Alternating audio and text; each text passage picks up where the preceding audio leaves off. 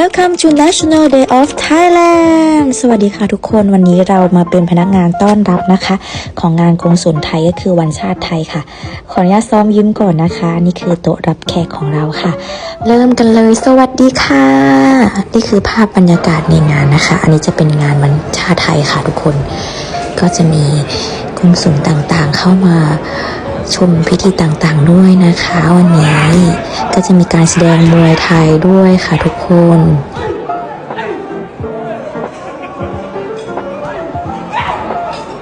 รูปนี้เนยถ่ายปีที่แล้วค่ะของงาน Thailand Amazing ค่ะจังหวะนี้เราก็ถ่ายกับบอสและขอบคุณแขกผู้มีเกียรติทุกท่านเลยนะคะที่มาร่วมงานวันชาติไทยในวันนี้ค่ะรูปภาพต่อไปเราก็ทำงานนะคะก็เป็น